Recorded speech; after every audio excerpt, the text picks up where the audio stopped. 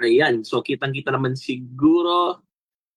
Ayan, so ako po si Richard Medalla. Ayan, from Bicol po ako, Tubong Bicol. And I was a former government employee. Okay, for 8 years. Okay, so I started working 2009. Tapos nag-join po ako dito sa community natin, 2010. Okay, I'm also a former college instructor. So after ko po gumraduate ng college, nagturo po ako kagad sa college. So ibig sabihin, medyo matalino po. Okay, kasi nagturo eh. Alright? And also, I'm a registered financial advisor. So ang dami kong ang dami kong racket. Tama. Actually, pinagsabay-sabay ko po yan. I'm a government employee, college instructor, nagnenegosyo pa po ako, tapos financial advisor pa po ako. So later on, babanggitin ko po bakit pinagsabay-sabay ko. Okay? So, and ito na rin po yung mga naging achievements natin nung ginawa ko po yung opportunity natin. So, I'm one of the Global Ambassador Prime, pinakamataas na posisyon po sa company natin and part also ng Millionaire Circle.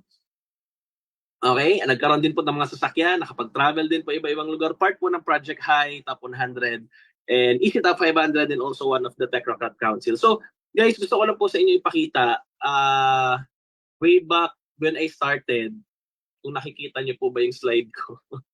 O parang hindi gumagalaw. Ayan. So, before I joined, I was a government employee at maaga po akong nagkaroon ng pamilya. Okay, parang ang hirap sabihin. So, at the age of 21, okay, pag-graduate ko po before ako gumraduate actually ng college, nagkaroon na po ako ng commitment. Okay, nagkaroon ako ng commitment. Maaga po ako nagkaroon ng pamilya. Meron po ba ditong ganun din?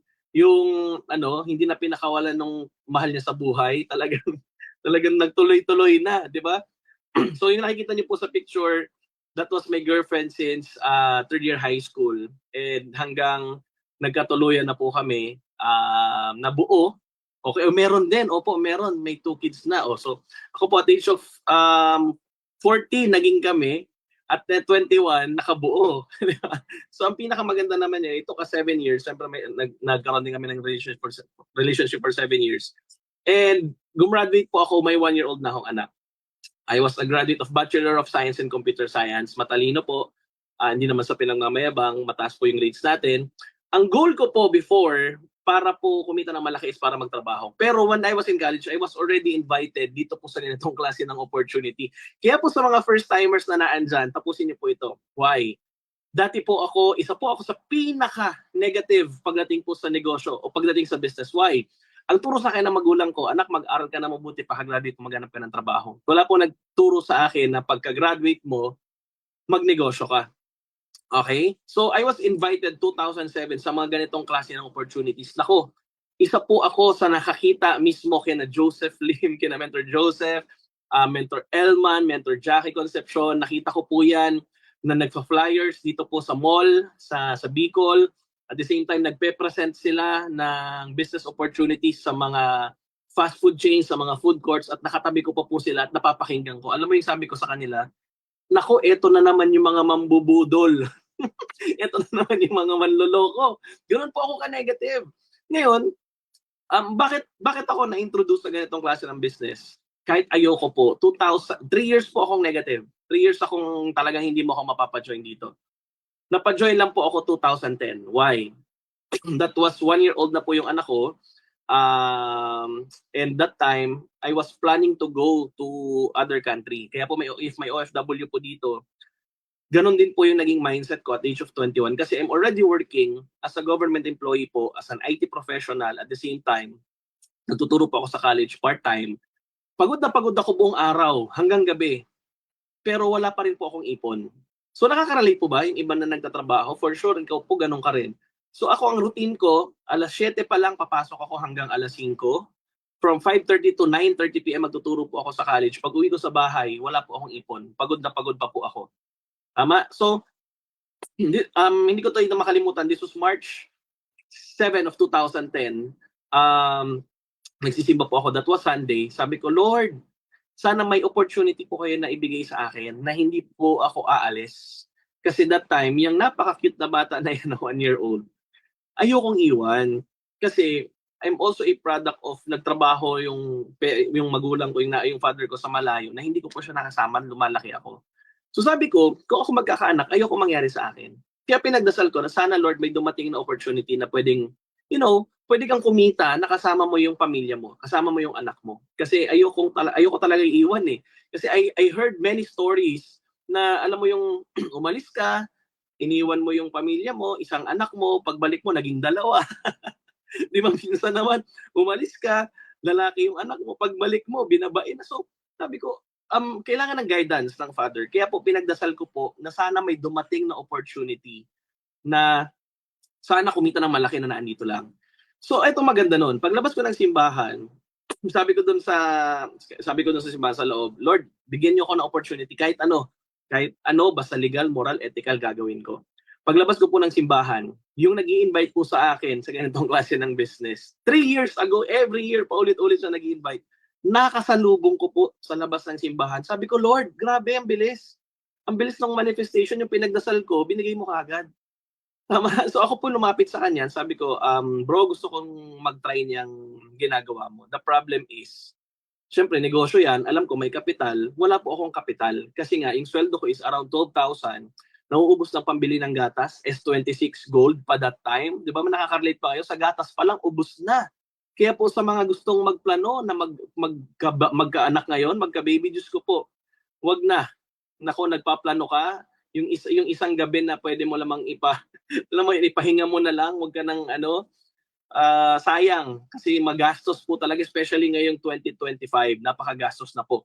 Before 1.8 yung yung isang box ng gatas, ngayon nasa around 3.5 na, sobrang mahal na. Tama. So 2010, nung nakita ko po ito, ang sabi ko doon sa nag-invest sa akin, bro, sige, magjo-join ako. Ang sabi sa akin kasi, kung gusto maraming paraan, kung ayaw maraming dahilan. So sabi ko, sige, gawan ko ng paraan. Give me 2 days. Okay, so ako naman, sa 2 days na yan, naghanap po ako ng mahihiraman. So nakapaghiram po ako hanggang nabuo ko po yung startup capital ko, which is before, 15 years ago was 8,000. So mababa pa before. Kaya po, nung that time, pumunta ako ng office, dala ko yung pera. Alam mo yung pinaghirapan mo, pinangutang. Sabi ko parang ayoko bitawan kasi, nakakahinayang, di ba? But again, nag-take po ako ng risk kasi sabi ko, ang kapalit naman ito, what if may mangyari sa akin maganda? Okay, nawala na po sa akin yung pagiging negative kasi nagbago po yung priority ko na may pamilya na ako. Na hindi pwede na puro ka lang yabang, puro ka lang negative, na wala kang naipaambag sa pamilya mo at nakakapagbigay, especially lalaki ka. Dapat ikaw nagpo-provide. So sabi ko sa sarili ko, kahit kahit pa magbenta ako ng bra o panty, basta legal, gagawin ko na. Naando na po ako, kumbaga, kahit game na ako. Okay, wala nang arte-arte. So ngayon, inumpisahan ko po siya 2010, and good news, because of that decision na ginawa ko po 15 years ago, ngayon po sobrang sarap ng pakiramdam. Kasi lahat po ng pwedeng, alam mo yung lahat ng pinangako ng ganitong klase ng opportunity 15 years ago when I started, nakukuha ko na po. Okay, so ano yon? Para at least mas ma-inspire po kayo at makita nyo na maganda po yung nangyari sa akin. Okay? Pagdating po sa lifestyle, syempre, ayan. Click. Ayan. Teka, nag-next na po ba yung slide ko? Ayun. So pagdating po sa lifestyle, sa results, given na po siya. Okay? Naging part po ako ng top 100 ng JLIM Project, ng community natin ng Project High. Paulit-ulit na po tayong nakasama dyan sa top 500 naman ng buong company. Nagkaroon din po tayo ng mga sasakyan, and by this year, I'm going to buy my another car. So, hindi po sa pinagmamayabang natin siya. But again, kung mas maiintindihan niyo siya ng mas malalim, nagawa ko po ito because of this kind of opportunity na ginagawa ko ngayon, which is kung nag-ibang bansa po ako, possible din naman. Kaya lang malayo po ako sa family ko. Kaya po, sobrang sarap kasi ako po, when I started, 22 years old. Then 2 years of doing it part-time, kasi part-time po ako nag-umpisa. Okay, kaya po sa mga OFW, sa mga nagtatrabaho po dito, kung nagtatrabaho ka man ngayon, part-time ka, it's okay kasi ako po nag-umpisa din akong part-time. For 8 years po, part-time ako. Ako po yung pinakauna-unahan dito sa Bicol na nagka-resulta na part-timer na nakabili ng sasakyan, naging milyonaryo, kumita ng malaki. So, ibig sabihin pala, kahit na wala kang alam sa una, basta pag-aaralan mo siya, kayang-kaya pala.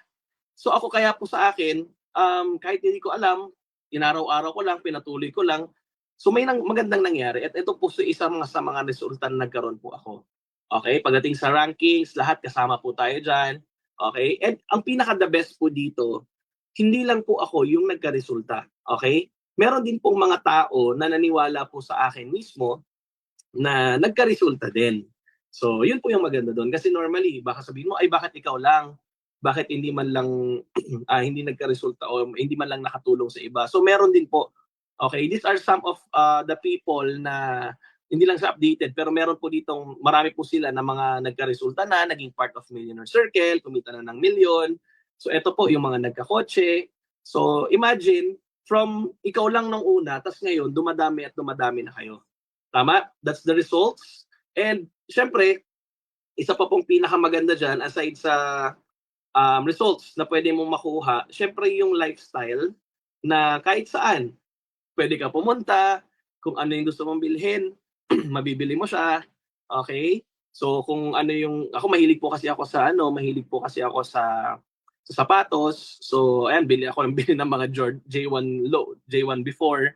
Tapos ngayon, panibago na namang collection. Yung on cloud na mga na sapatos. So tapos sa karamihan ng suot puro iPhone, ay puro Apple. So ibig sabihin, ito yung lifestyle na sabi ko nung nagtatrabaho po ako, hindi ko kaya siyang gawin. Because yung nagtatrabaho po ako, nasa cubicle ako eh. 8 oras ako nasa cubicle na doon ako nagtatrabaho because of my job as an IT, as a government employee. Pero nung naranasan ko po na mag-business at ginagawa to, nako, ito po yung isa sa mga pinangako na financial freedom and time freedom na sobrang sarap kasi, di ba maraming tao sa labas, malaking kinikita nila, but wala silang time freedom. 'Di ba? Alam mo yung malaki kinikita mo pero you don't have the time to spend it because you're very busy in your job, in your work. 'Di ba? Meron namang ibang tao sa labas, um, walang pera, maraming oras. Sino 'yon? Yung mga tambay, 'di ba? Wala silang pera pero marami silang oras. Meron din naman sa labas, wala ka nang pera, wala ka pang oras. Normally mga employees po 'yon. Kaya po yung para sa akin, yung pinaka the best is yung may pera ka na at the same time may oras ka pa para gamitin ito. So yun po yung pinakamaganda. Alright? Kaya travels also isa sa mga pangako ng community natin. When I started doing this business, ako pangarap ko lang po talaga before makapunta lang ako ng Manila kasi taga-probinsya po ako, taga Bicol po ako. Makapunta lang ako ng Manila, okay na. But because of doing this kind of opportunity, binigyan ka po ng time. 'Di ba? Sabi ko kanina, yung time and the financial freedom to go to other places. So ito po, these are just some of the countries na mga napuntahan namin, local and international. And starting nung after pandemic, almost every year na po kami nag-iibang bansa. Alright? 2023, nag-Taiwan po ulit kami. Kasama namin si Mentor Joseph together with the Technocrat Councils. Last year po, yung pinaka-epic talaga kasi last year, 2024, 4 countries po yung napuntahan ko. Okay, last April, nag-Hong Kong po kami together with the Project High Community. Okay, tapos nag-Macau din po kami. Tama, tapos last October, yung anak ko naman nag-birthday ulit sa Hong Kong Disneyland. Okay, the third country ulit for the 2024. And after a month, nagpunta naman kami ng Korea. Yan. Tapos actually before the Hong Kong pala, nag-El Nido, Palawan pa po kami. Kaya po ako, during our travels, na habang naandun kami, na napag-uusapan namin, alam mo, sobrang sarap. Kasi ito yung pinangako sa amin before na hindi naman talaga namin expected na makukuha. Pero nangyari at nangyari po siya. Alright? Kaya po ikaw na nanonood, kung pangarap na pangarap mo na makapag-travel sa ibang bansa, naku, napakasarap. Di ba sabi nga nila, ang sarap mag-travel na may pera. Tama? Kaya po kung sino ba sa inyo dito, pwede ba mag-comment? Sino ba dito yung gusto na nagta-travel tas may pera sila? Sige nga, comment nga kayo diyan. Meron ba dito? Oh, ayan, ang dami. Ako po, nako, kung pangarap niyo po na mag-travel kayo tas may pera ka, mag-apply ka po sa bus company as conductor. Bakit? Nagta-travel ka na, may hawak ka pang pera.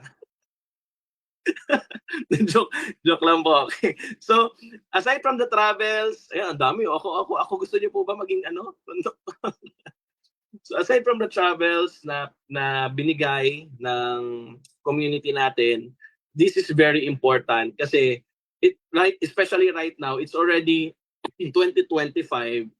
Ang uso po ngayon is hindi na po basta-basta lang na ikaw. Alam mo yung kung influencer ka, hindi pwedeng ikaw lang. Kung kumikita ka, hindi pwedeng ikaw lang din. Dapat may community ka. Ang napakaganda po sa atin, we have our community which is the Project High community na tutulong at tutulong po sa atin at tutulong po sa inyo na para ma-achieve yung mga gusto mong pangarap mo sa buhay. Kasi it's very difficult right now na kung gusto mong kumita ng malaki tapos walang nagtuturo sa iyo, it's very challenging. Tama, kaya ang importante, may grupo ka.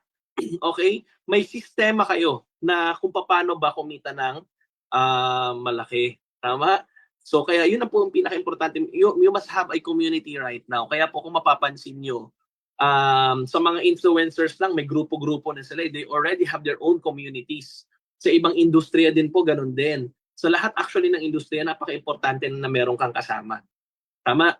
So ang good news po sa atin, again, andito si Mentor Joseph together with all the top leaders of Project High Community na makakapag-guide po sa inyo kung paano nyo gagawin yung opportunity na meron tayo. So karamihan na po nanonood dito ngayon, pwedeng magtanong ka, ano ba yung opportunity na kasing yan? Lalo sa mga first-timers, tawa. So, ako po, ito yung pinaka naging main reason ko why I decided to start this kind of community. Ito po right now yung family ko, ito yung eldest ko, yung lalaki kaninang bata na maliit. This is already him. 16 years old na po yan, magsi-16 years old na po yan. And ang maganda niyan, yung isang daughter ko naman is 8 years old. So, ang pinakamasarap po, yung kasama mo sila, tapos you're earning already. Ayan. So, normally po, di ba, karamihan sa inyo, ang iniisip na lang palagi, family, kaya nag-ibang bansa para sa pamilya. Yes, totoo po yun. Kaya po kayo nag-ibang bansa sa mga OFWs kasi yung goal nyo talaga is makapag-provide for your family. Tama? But then again, ikaw po yung breadwinner. Alam nyo po, ako sa libo-libong OFWs or business partners namin na mga na-meet online, ang pinaka sinasabi ko po sa kanila, hindi po habang buhay malakas kayo para magtrabaho sa ibang bansa. And karamihan po sa mga nagtatrabaho sa ibang bansa is, alam mo yung, yes, nakakapag-provide sila for their family, pero malungkot. Pero not all, hindi po lahat. Kasi may mga nabiyayaan naman na ng mga nagtatrabaho sa ibang bansa na sobrang ganda nung nangyayari sa kanila. 'Di ba? But again, according sa percentage, sa statistics, mas marami pa rin po yung mga OFWs na medyo talagang hirap po yung nararamdaman din po nila sa ibang bansa. 'Di ba? Kumbaga, ano yan eh, paswertihan na lang o kung saan ka pwedeng makapasok. Kaya po, ang iba pa sa inyo, for sure, nagtatrabaho, isang trabaho, dalawang trabaho, tatlong trabaho, para lang kumita ng mas malaki. Kaya nga po, akong ginawa ko, aside from teaching, nag-government employee, nag-financial advisor, tapos nagnegosyo pa. Bakit? Kaya ko po siya binild up para po dumating yung time na paisa-isa ko siyang iiwan kasi okay na ako dun sa na-build up ko na mas malaking pinapasok sa akin. So when I started this, give up ko yung pagtuturo ko sa college. Okay? Pangalawa, nung kumikita na po ako ng maganda dito, give up ko na rin naman po yung pagtatrabaho ko as an employee sa government. And pangatlo, yung pagiging financial advisor ko. So, right now po, I'm a full-time ko pong ginagawa yung negosyo natin. Kaya po, kung ako sa inyo, hindi nyo kailangan mag-resign na, hindi nyo kailangan umalis sa trabaho. Ang kailangan nyo lang po is ipagsabay nyo po muna to. Kasi again, hindi naman po habang buhay malakas ka para kumita ka ng malaki, especially if your job is requiring physical na na strength. So ang pinaka-importante is makapag-build ka ng pagkakakitaan at least online. Okay po? So kaya pag-usapan po natin ito, pinaka-importante lang, again, this is the Meet Your Future. Ang pinaka-importante is may pangarap ka. Ang question po sa lahat ng naandito, sa nasa around 600, 700 na naandito po sa ating Zoom event. Okay, may mga pangarap ka ba? Ayan, yun ang tanong. O, sino po ba yung meron? May mga pangarap ba kayo? O, sige, pwede po kayong sumagot. Ayan. Karamihan po ng OFWs nangangarap magkaroon ng house and lot. Tama ba ako? 'Di ba? Eh, kasi marami po ako na-meet na mga OFWs ako ang sabi sa amin, nagpapatayo kasi ako ng bahay sa Pilipinas. And isa 'yan sa mga main reason bakit po sila nag-ibang bansa para po makapagpatayo ng bahay. Actually po, to tell you honestly, ako as a businessman for the past 15 years, ang house and lot is hindi po siya asset. Okay? It's a liability. Bakit liability? Kasi po, kung papansinin mo definition ng asset, nagpapasok ng pera sa bulsa mo. Ang bahay ba nagpapasok ng pera sa bulsa mo? Malamang hindi kasi it puts out money, 'di ba, outside your pocket. Ibig sabihin, ano po siya, gastusan. Tama? But then again, ang pinakaimportante naman diyan kaya ka nagpatayo ng bahay is the comfortability. Para maging comfortable ka, yung pamilya mo, hindi na kung saan-saan natutulog. Kaya lang, 'di ba may mga bahay na sobrang ganda tapos ang tinamaan naman ng mga natural disasters, bumaha, binagyo, naglumindol, 'di ba? So may mga ganon. Kaya kung ikaw mangangarap ng bahay, ang question, 10 million ba pwede na? Magandang bahay na ba yan? 'Di ba? Dito sa Pilipinas, naku, ang 10 million maganda na po yan. Siguro mga ano na rin yan, around 500 to 700 square meters ang 10 million. 'Di ba? Kasi before, when I was conducting a seminar po dito sa Bicol, may tinanong ako before na, gusto mo ba magkabahay at lupa? Opo, gusto. Ang sagot niya, yes. Magkano budget mo? 200,000 po. Naku, may bahay ba na 200,000? 'Di ba wala naman? Baka pagpasok mo yung pintuan, pagpasok mo, madulas ka lang ng konti, exit na kagad eh, 'di ba? So sobrang liit. Bahay ng kalapati 'yon. So, if you are dreaming a house, itodo mo na. 'Di ba? Lahat naman tayo nangangarap magkaroon ng bahay at lupa, 'di ba? Yung iba naman nangangarap lupa. Pagtingin mo nung kuko, may mga lupa na dito sa kuko nila. So, kaya very important, syempre, if you already have your family, gusto mo sila mabigyan ng matitirahan at masisilungan, napakasarap po magkaroon ng sariling bahay at lupa. Tama? Pangalawa, syempre, nangangarap din naman kayo lahat na magkaroon ng sarili nilang sasakyan. So before, ang kotse po is luxury. But this time, ang kotse po is already a necessity. Kumbaga, pag wala kang kotse ngayon, naku, pahirapan. Pahirapan. Di ba, lalo na kung malayo ka sa city o sa sentro ng, di ba, ng sibilisasyon. So, kailangan mo talaga ng sasakyan. And ako po, at the age of 20 to 24 years old, nakabili ako ng first car ko with this kind of opportunity. Napakasarap kasi doon ko na-experience na makasama yung pamilya mo na ikaw yung nagda-drive ng sarili mong kotse. And at the same time, pag umuulan, hindi kayo nababasa at pag naiinitan, hindi kayo pawis na pawis. 'Di ba? Kaya po sa lahat ng naandito, pangarapin niyo pong magkakotse, especially if hindi ka pa nagkaroon ng car before. Pangarapin niyo po 'yan. And sa mga meron na, pangarapin niyo pa rin magkaroon ng panibago, 'di ba? Kaya nasa inyo, kasi magkakaiba naman po yung naandito sa atin. May mga iba dito na maganda na yung buhay, may iba dito may mga kotse na siguro. But then again, syempre, iba pa rin yung, alam mo yun, kumita ka ng malaki sa ganitong klase ng opportunity. Tapos nakapag-provide ka at nakabili ka ng mga ganyan. Pangatlo, syempre for sure pangarap nyo rin mag-travel, di ba, sa ibang bansa. Kasi karamihan po ng Pilipino pumunta ng ibang bansa trabaho. So, pag negosyante ka, naku, ang sarap pong pumunta sa ibang bansa para magbakasyon. When I came to Macau before, mga 10 years ago, may na-meet po akong isang Pilipino doon sa bar kasi nag-bar po kami.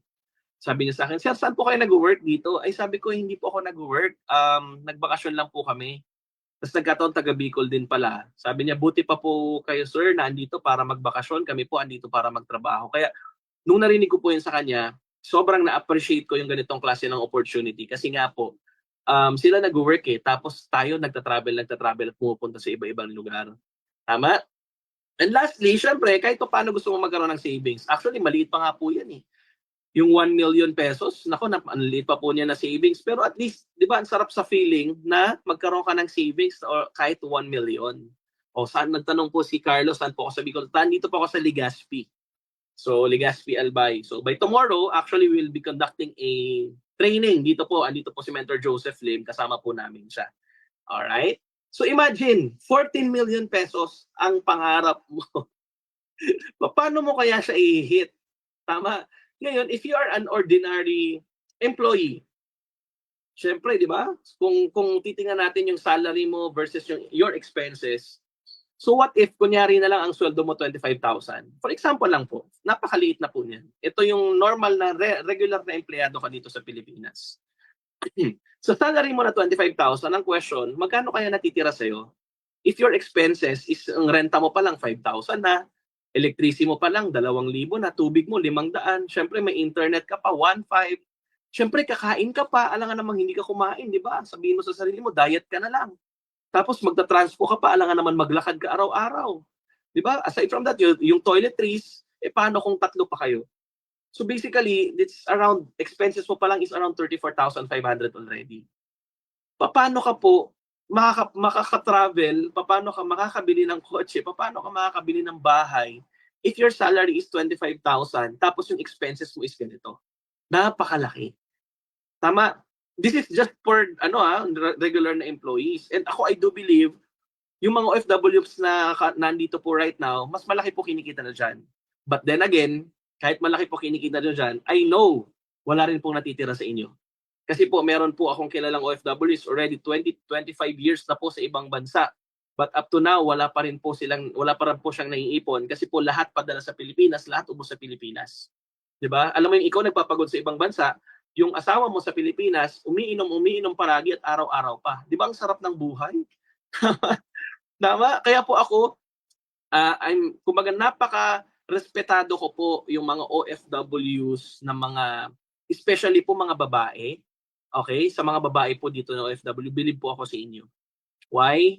Kayo po yung nagsakripisyo pumunta ng ibang bansa para po mag-provide para sa family mo. Dapat yung asawa mo yan eh. Di ba? Dapat yung lalaki yan ang gumagawa niyan. Tapos kayo yung naandyan, kayo naghihirap. Tapos nung ikaw naman na naandito, gusto mo mag-try ng panibagong opportunity para mas kumita ka ng malaki. Tinanong mo asawa mo, ang sagot sa'yo, wag ka magpapaniwala dyan. Imagine ikaw na nag-iisip para kumita ng malaki para sa family mo. Tapos yun pa yung iisipin ng asawa mo sa'yo. Di ba kalokohan? Right?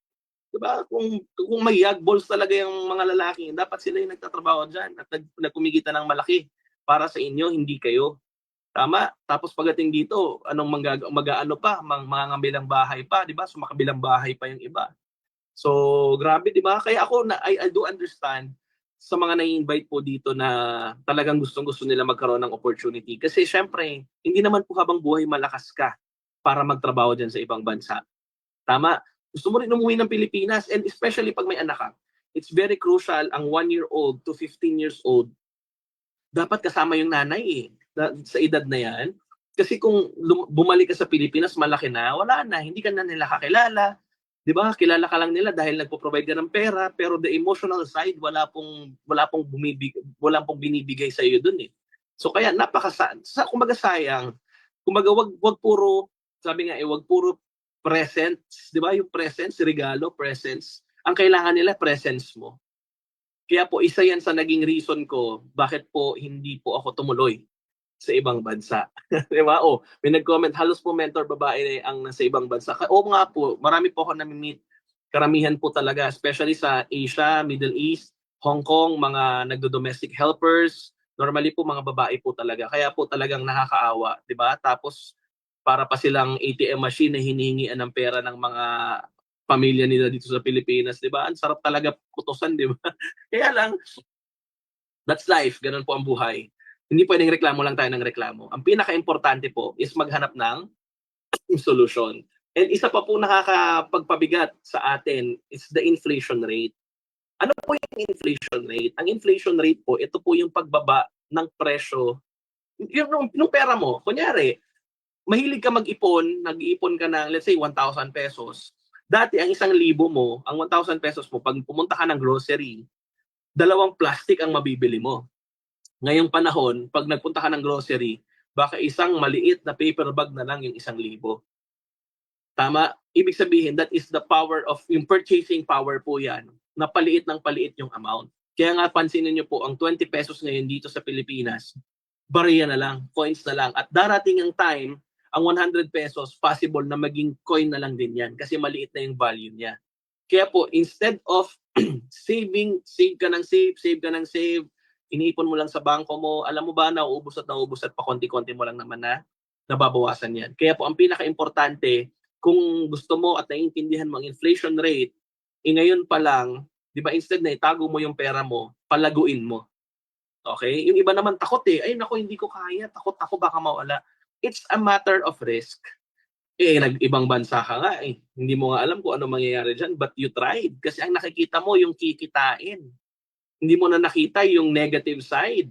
What if maging ganon din po yung mindset mo sa negosyo na katulad po nito? Okay, gets nyo po ba? Kaya po sa mga, hopefully, sa mga first-timers na naandito, may mga naiintindihan po kayo sa sinasabi ko. Alright? Kaya ito po normally na sagot nila. Mga na-invite po natin, naku, wala akong pera eh. Diba? Yan ang sagot nila. Pero pag Christmas, nung Christmas, grabe yan. Naubos. Grabe ginastos. Diba? Kaya ito po, karamihan ito yung sagot, wala akong pera. Tapos sasabihin, wala akong oras. Diba? Tapos isa pa sasabihin, hindi ko pa linya yan. So lahat ng rason nasa iyo na. So, if I were you, kung gusto mong kumita ng malaki, wag ka puro rason. Wag ka mag-stick sa puro reasoning. Mag-stick ka doon sa paano ka gagawa ng solusyon sa problema mo. Okay, isa po yan sa naiintindihan ko sa negosyo natin at tinuro sa atin. Kasi if may problem, kaya ba sa mathematics nga, pag may problem, may solution at may formula. Kaya lang, karamihan ng Pilipino, ano ginagawa? Pag may problema sa pera, puro reklamo. Ang sinisisi yung gobyerno, di ba? Ang sinisisi yung ganito. Kasi sila, bakit hindi mo sisihin ang sarili mo? Kasi hindi naman tayo kilala ng gobyerno eh. Tama? Ikaw ba kilala ka ng presidente ng Pilipinas? Binoto mo nga, hindi ka naman kilala. O, di ba? Wala talaga tayong choice eh. So, ang pinaka-importante right now is kung ano yung solusyon na pwedeng makatulong sa'yo. Tama? Huwag mong iasa. Kasi marami ngayon, di ba? Yung AKAP, yung ayuda, yung, di ba, yung tupad. Alam mo ba na mas ginagawang tamad nun ang mga Pilipino? Instead na ang bigay sa kanila is opportunities, mga trainings para makakumita ng pera, para mag-create ng pera. Ang binibigay pera na eh. Di ba? So imagine, parang ano yun, may kasabihan nga na, yung give a man a fish and you will feed him for a day. Teach him how to fish and you will feed him for a lifetime. Turuan natin. Kaya po kami, we are very passionate on doing this kind of business.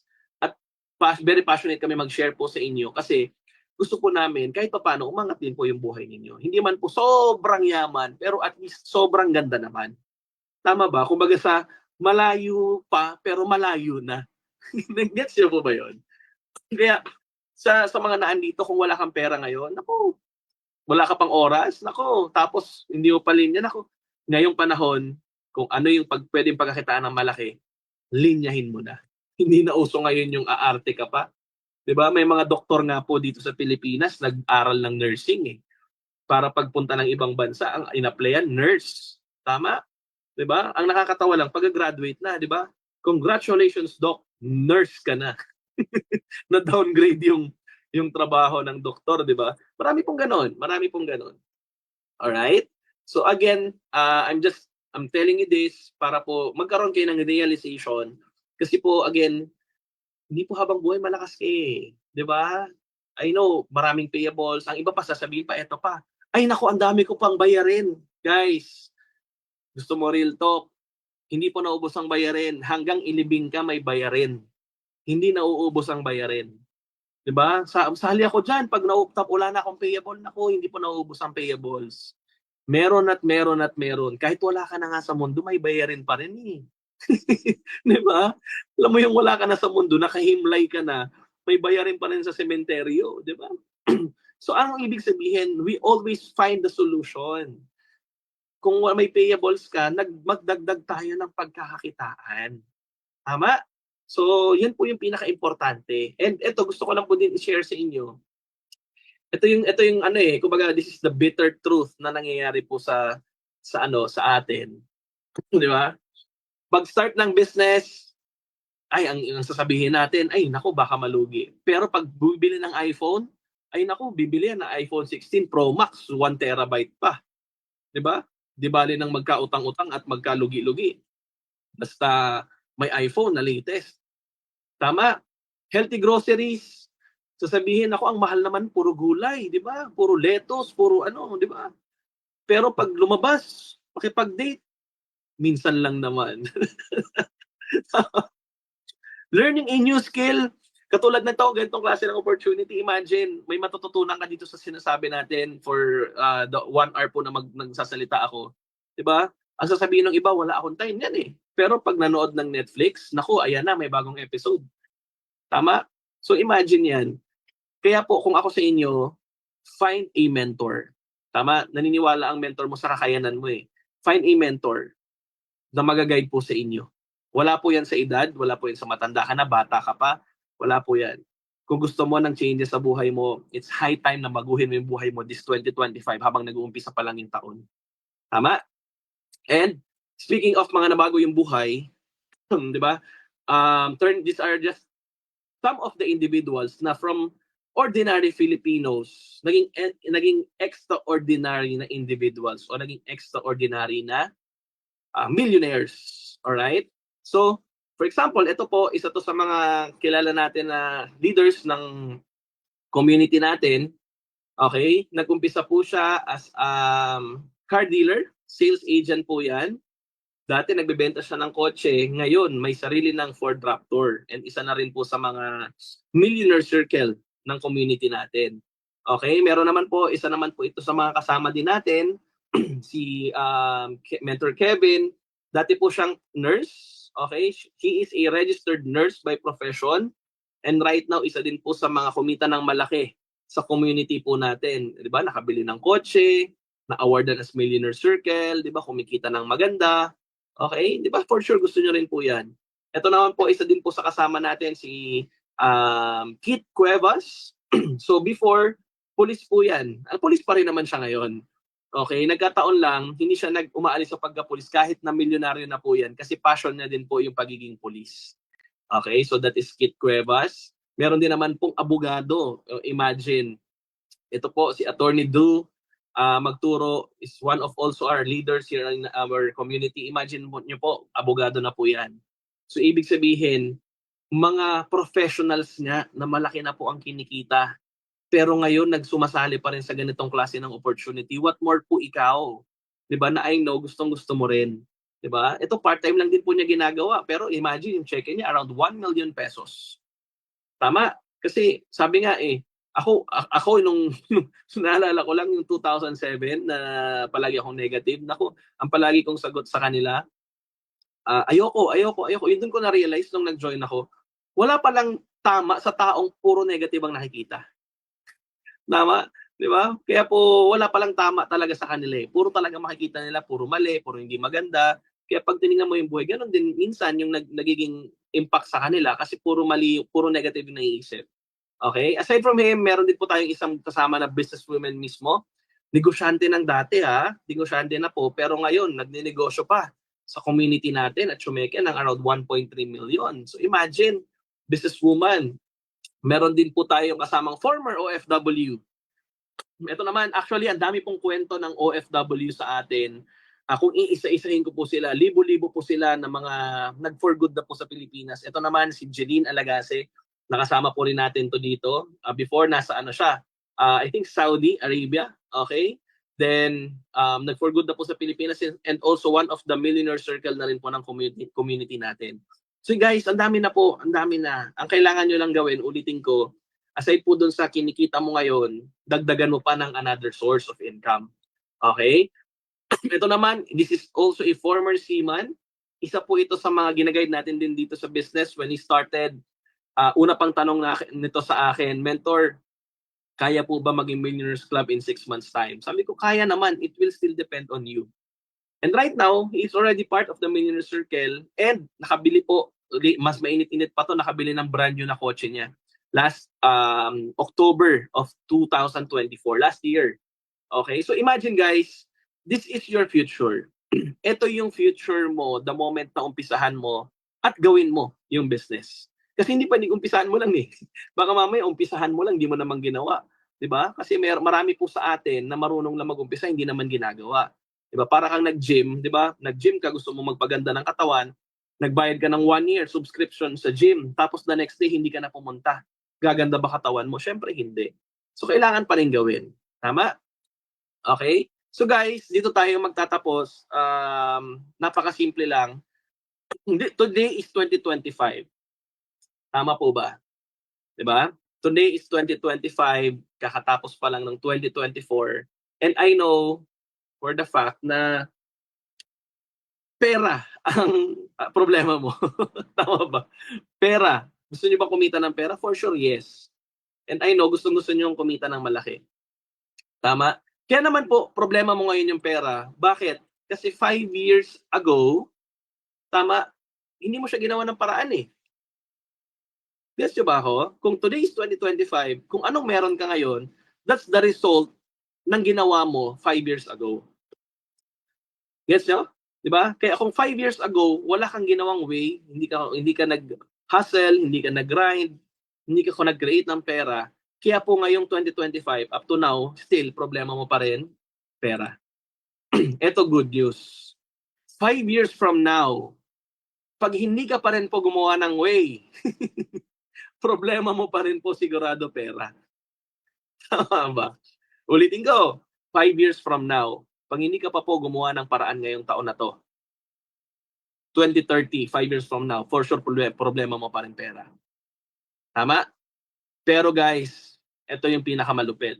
If today is 2025 and plano mo na baguhin ang buhay mo ngayong taon, for sure 5 years from now, problema mo pa rin pera. Kung paano mo siya uubusin. Dahil for sure, malaki na ang kinikita mo 5 years from now. Tama? Gets nyo ba ako? Kaya ang pinaka-importante ngayon guys is you have the decision making, magkaroon ka ng magandang desisyon.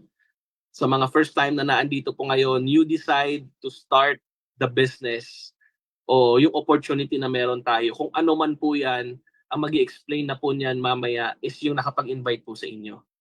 But ako po, pinapakita ko lang to para po makita nyo na ito po yung nangyari sa amin upon doing this kind of opportunity na kahit po wala po kaming kaalam-alam din dito. So, ang pinaka-importante lang is you just have to decide, okay, take action, and umpisahan mo po kagad. Gets nyo po ba ako?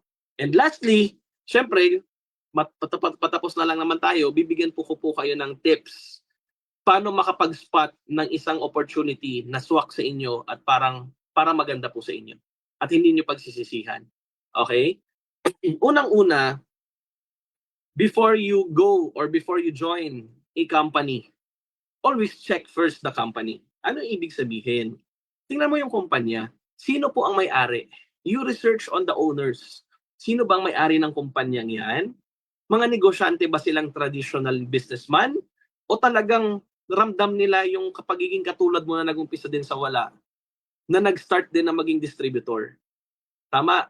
Tingnan mo sa company if stable na ba sila o nag-uumpisa pa lang. Kasi normally pag nag-uumpisa may ano pa yan, may pwede pa yan magsara kasi wala pa po silang napatunayan. Tama? So always check for the company kung sino may-ari. Baka mamaya scammer yung may-ari, hindi pwede. Alright? Make it sure na professional yung may-ari. Talagang they have the heart to help many people. Okay? Second is, tingnan niyo po yung products. Maganda ba yung produkto? Okay? May repeat order ba siya? Nauubos ba siya? Kasi kung ang product mo, for example, pantalon, kailan ang next reorder niyan? Di ba? Kung product mo, underwear, kailan next reorder niyan? Pag napunit na, after 1 year, 2 years time. So, ang always check for the products, make it sure na may unique selling proposition yan, maganda yung produkto, for export, pwedeng dalhin sa ibang bansa. Alright? Pangatlo, always check also for the compensation plan. Tingnan mo po yung compensation plan if that is a pro-distributor marketing plan. Naka-design ba siya para kumita talaga yung mga katulad natin na distributors? Diba? Tingnan mo yan. Kasi pag hindi, naku, baka ang kumikita lang yung owner. So dapat pareho po kayo, win-win po kayo na kumikita. And lastly, always check for the leaders and the system. Okay? Ang pangit naman po kasi na maganda lahat tapos yung mga kasama mo is mga mangluloko. Diba? Ang kagandahan po, again, sabi ko nga kanina, we have the community, we have Project High na pwedeng naandito para makapag-guide po sa inyo. So again, uulitin ko po, unang-una is company, Pangalawa is products, pangatlo is compensation plan, pang-apat is leaders. Isa lang po ang sumablay dyan, huwag ka pong sasali dyan. Okay? Kasi ang pangit naman, di ba, maganda nga yung company. Okay? Maganda yung marketing plan. Matitino yung leaders, ang pangit ng produkto, hindi pa rin eh. Di ba? Ang iba naman, maganda produkto. Maganda yung marketing plan. Okay yung leaders. Di ba? Unprofessional yung may-ari, yung kumpanya, wala pa rin eh. Tama? Yung iba naman, magandang produkto, okay ang company, yung marketing plan, sablay, hindi nagpe-pay out, kahit maganda leaders, wala pa rin. So guys, make it sure na itong apat na to, ang titingnan mo the moment you will enter this kind of online opportunity. Alam mo po yung pinaka-good news? Yung apat na pong ito, matatagpuan mo po sa company natin. Bakit? Company pa lang, owners pa lang natin, Dr. Ed Cabantog, napakalupit na visionary president. Products pa lang po natin, napakaganda ng mga produkto, world class, at the same time, nag-innovate tayo ng products, padagdag yung products natin. Pangatlo, our compensation plan is designed para kumita po yung mga distributors, di ba? Meron pa tayong Bibo na may magandang payout po sa atin. Okay? And especially last, leaders. Community pa lang natin. Mentor Joseph Lim pa lang. Yung mga grupo pa lang na mga nasa under Project High na mga magaganda yung culture natin. Nako, dito pa lang po. Okay, wala ka nang ibang hahanapin pa. Yung apat na hinahanap mo sa isang kumpanya, andito na. Kaya kung ikaw mismo gusto mo kagad na mag-umpisa, nako guys, wag mo nang pagpabukas, the next day, the next month, diba? Sabihin mo, next year na, nako wag. Umpisahan mo kagad. Hindi na po pinatatagal yan. Tama? Hindi na pinatatagal yan. At sa mga nandito naman na leaders na magkaroon po kayo ng magandang goal for this 2025. Ang ganda po ng mangyayari sa company. Ang ganda po ng nangyayari sa mga leaders natin sa community. Ang dami po nagsi-6 digits right now. Kaya po, dapat ikaw naman ang susunod dyan sa atin. Okay? So guys, hopefully po may natutunan po kayo sa aking presentation and hopefully na-meet ko po lahat. May mga nag-guide po tayo. Thank you so much sa lahat and especially sa buong company natin, sa Project High community, sa Technocrat community. So kita-kits po tayo. See you on top. Happy networking guys. Back to our host, Coach Rosil.